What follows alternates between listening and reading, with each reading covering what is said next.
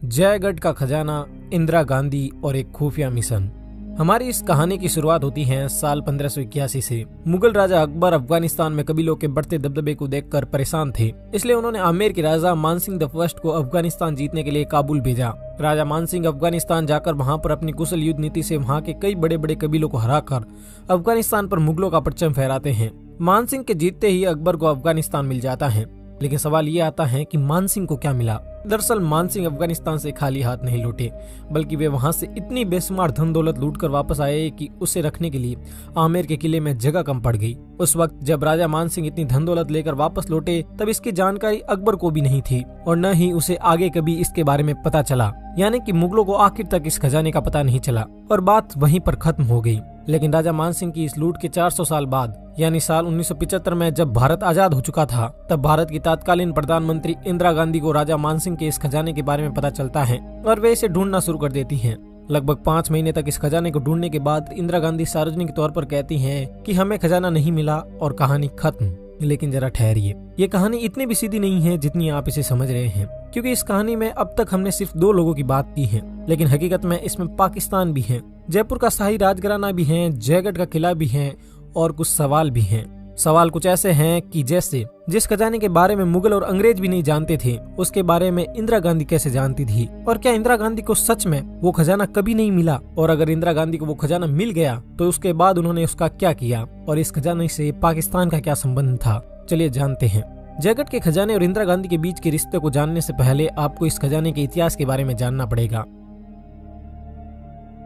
ये 16वीं सदी की बात है। इस वक्त भारत में मुगल साम्राज्य अपने चरम पर था। 1570 से 80 के इस दशक में भारत के अधिकतर हिस्से पर मुगलिया सल्तनत का राज था, लेकिन मुगल राजा अकबर इसे और फैलाना चाहता था। वो मुगल साम्राज्य का विस्तार अफगानिस्तान तक करना चाहता था। अकबर इसके लिए अपने नवरत्नों में से एक राजा बिरबल को अफगानिस्तान भेजता है। अफगानिस्तान में उस वक्त अलग अलग कबीलों का दबदबा था। राजा बिरबल अपनी कुशल सैन्य नीतियों के दम पर अफगानिस्तान में लगातार कबीलों को हराकर आगे बढ़ रहे थे, लेकिन इसी दौरान राजा बिरबल के इस अभियान में उनका सामना यूसुफजई कबीले से होता है। यूसुफजई कबीला अफगानिस्तान के सबसे बड़े कबीलों में से एक था। यह कबीला राजा बिरबल को चारों तरफ से घेर कर बड़ी बेरहमी से मार डालता है। अकबर को जब बिरबल की मौत की खबर मिलती है तो अकबर अंदर तक टूट जाता है और वह ठान लेता है कि अब वह बिरबल की मौत का बदला लेकर रहेगा। अब एक तरफ अकबर को अफगानिस्तान भी जीतना था और दूसरी तरफ उसे बिरबल की मौत का बदला भी लेना था, इसलिए वो अपने सबसे भरोसेमंद सेनापति मानसिंह को काबुल भेजता है। मानसिंह काबुल जाते हैं और एक एक करके वहाँ के कई बड़े बड़े कबीलों को हरा देते हैं। मानसिंह यूसुफजई कबीले को हराकर बिरबल की मौत का बदला भी ले लेते हैं और अफगानिस्तान पर मुगलिया सल्तनत का परचम फहराते हैं और भारत लौट आते हैं। लेकिन मानसिंह भारत खाली हाथ नहीं लौटे, बल्कि वे अपने साथ अफगानिस्तान के उन कबीलों से लूटा हुआ हजारों किलो सोना और जवाहरात भी लेकर आते हैं। अकबर को ये तो खबर थी कि मानसिंह जीत गए, लेकिन उसे ये नहीं पता था कि मानसिंह ने वहाँ पर इतनी भारी लूट मचाई। कहा जाता है कि मानसिंह द्वारा लूटा हुआ ये खजाना इतना ज्यादा था कि इसे रखने के लिए आमेर के किले में जगह कम पड़ गई। खजाने की बात सिर्फ मानसिंह और उनके साथियों को ही पता थी, बाकी कोई भी इसके बारे में कुछ भी नहीं जानता था, इसलिए उस वक्त ये बात आई गई हो गई। लेकिन इसके कुछ सालों बाद अरबी में लिखी गई एक किताब हाफ्त-ए-तिलिस्मत-ए-अंबेरी में राजा मानसिंह के इस खजाने का जिक्र किया जाता है। इस किताब में राजा मानसिंह के खजाने के बारे में काफी कुछ बताया गया था। इस किताब का हिंदी में मतलब है आम्बेर के 7 खजाने, और यह किताब मुख्यतः राजा मानसिंह के खजाने के लिए ही लिखी गई थी। इस किताब के मुताबिक राजा मानसिंह ने लूटे हुए खजाने को आमेर के किले में 7 पानी के टैंकों में छुपाया था। हाफ्त-ए-तिलिस्मत-ए-अंबेरी में इतना स्पष्ट तरीके से लिखे जाने के बावजूद भी उस वक्त किसी को भी ये खजाना नहीं मिला और बात वहीं पर खत्म हो गई। इसके बाद जब भारत से मुगलों का पतन हो जाता है और अंग्रेज भारत आते हैं, तो उन्हें भी इस किताब और खजाने के बारे में पता चलता है। वे भी राजा मानसिंह के इस खजाने को ढूंढने की बहुत कोशिश करते हैं, लेकिन आखिर में अंग्रेजों के हाथ भी कुछ नहीं लगता। इसके बाद अंग्रेज भी भारत से चले जाते हैं और भारत आजाद हो जाता है। लेकिन इतने सालों बाद भी राजा मानसिंह का ये खजाना अब भी गुप्त था और कोई नहीं जानता था कि ये कहाँ पर था। अंग्रेजों के जाने के बाद भारत में एक लोकतांत्रिक सरकार बनती है और फिर जैसा कि पिछले 400 सालों से हो रहा था, वैसे ही इस बार भी जब भारत में सत्ता परिवर्तन होता है तो राजा मानसिंह के इस खजाने की खोज एक बार फिर से शुरू हो जाती है। आजादी के तकरीबन 28 साल बाद साल 1975 में पूरे देश में आपातकाल लगा दिया जाता है और देश के शासन की पूरी बागडोर तत्कालीन प्रधानमंत्री इंदिरा गांधी के हाथ में चली जाती है। और बस फिर क्या था, आपातकाल लगते ही इंदिरा गांधी जयपुर की तत्कालीन रानी गायत्री देवी को जेल में बंद करवा देती है और जयगढ़ में खजाना ढूंढना शुरू कर देती है। लेकिन खजाने की इस खोज के बारे में जानने से पहले आपको इंदिरा गांधी और गायत्री देवी के बीच के संबंधों को जानना पड़ेगा, क्योंकि इनके आपसी संबंधों ने भी इस खोज में महत्वपूर्ण भूमिका निभाई थी। गायत्री देवी और इंदिरा गांधी।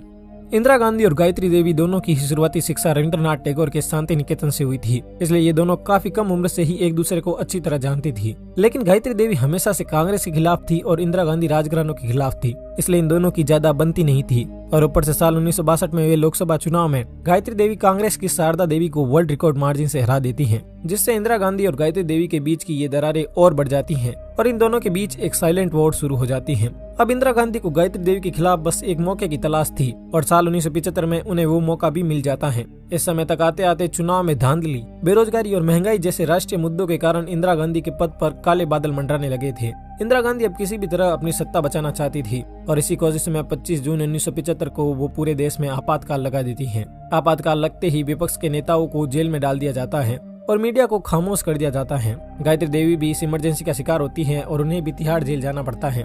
अब जब गायत्री देवी जेल में थी तब किसी ने इंदिरा गांधी को हाफ्त तिलिस्मते अंबेरी और जयगढ़ के खजाने के बारे में बताया।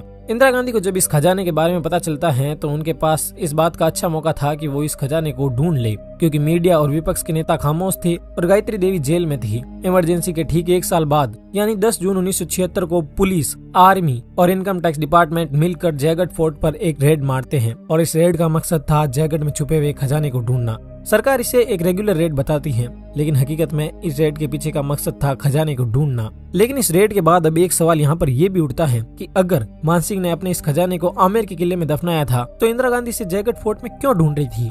तो इस सवाल का जवाब भी बड़ा सीधा है। 1592 में बना आमेर का किला और 1726 में बना जयगढ़ का किला एक सुरंग के थ्रू आपस में कनेक्ट होते हैं, इसलिए माना जाता है कि इंदिरा गांधी इस सुरंग का फायदा उठाकर जयगढ़ के किले के साथ साथ आमेर के किले में भी खजाना ढूंढ रही थी। इमरजेंसी के दौरान इंदिरा गांधी के बेटे संजय गांधी पॉलिटिकली काफी एक्टिव थे। लोग मानते थे कि असली पावर तो संजय गांधी के हाथ में है, इंदिरा गांधी तो बस उनकी कठपुतली थी। संजय गांधी ने ही इमरजेंसी लगवाई थी और उन्होंने ही जयगढ़ के किले में खजाने की खोज शुरू करवाई थी। जयगढ़ में चल रही इस खोज के दौरान इस ऐतिहासिक किले को बुरी तरह तहस नहस कर दिया जाता है। इस समय कर्फ्यू का माहौल था, इसलिए लोगों को किले के आसपास आना मना था। खजाने की ये बातें कुछ समय तक तो लोकल ही रहती हैं, लेकिन बाद में धीरे धीरे ये पूरे भारत में फैलती हैं और इसके बाद ये पूरी दुनिया में फैलने लगती हैं। जब इस खजाने के बारे में पाकिस्तान के प्रधानमंत्री जुल्फिकार अली भुट्टो को पता चलता है तो वो 11 अगस्त 1976 को इंदिरा गांधी को एक पत्र लिखते हैं, जिसमें वे जयगढ़ के इस खजाने में पाकिस्तान का हिस्सा मांगते हैं। पाकिस्तान इस पत्र को लीक कर देता है, जिससे खजाने की ये बात पूरी दुनिया में फैल जाती है। इंदिरा गांधी इस पत्र का जवाब तुरंत नहीं देती और खजाने की खोज चालू रहती है और लगभग 5 महीनों तक आर्मी, पुलिस, इनकम टैक्स और आर्कियोलॉजिकल विभाग की टीमें जयगढ़ में ही डेरा डाले रहती हैं। पर अब सवाल ये उठता है कि क्या इतने महीनों की मेहनत के बाद इंदिरा गांधी इस खजाने को ढूंढने में कामयाब भी हुई? तो इस सवाल का जवाब है हाँ भी और ना भी।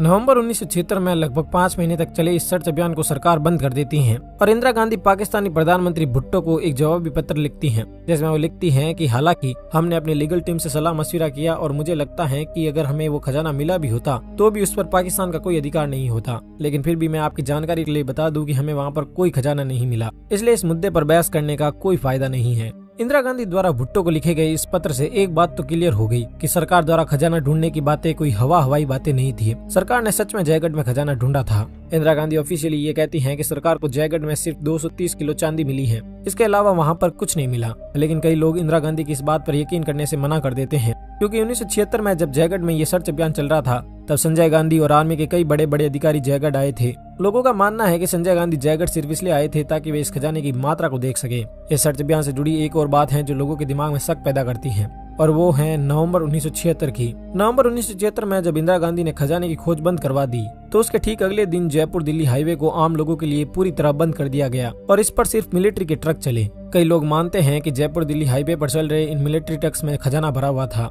सरकार ने जब लोगों के बीच चल रहे इन सवालों का कोई जवाब नहीं दिया तो लोगों ने अपने अपने हिसाब से कई सारी कहानियां बनाई। कुछ कहानियों के मुताबिक सरकार को जयगढ़ में बहुत बड़ा खजाना मिला, इसलिए सरकार ने पहले तो जयपुर दिल्ली हाईवे ब्लॉक करवाकर इस खजाने को दिल्ली भिजवाया और फिर दिल्ली से इसे 2 हवाई जहाजों में भरवाकर स्विट्जरलैंड भिजवा दिया। लेकिन आज तक इस कहानी के कोई भी सबूत नहीं मिले।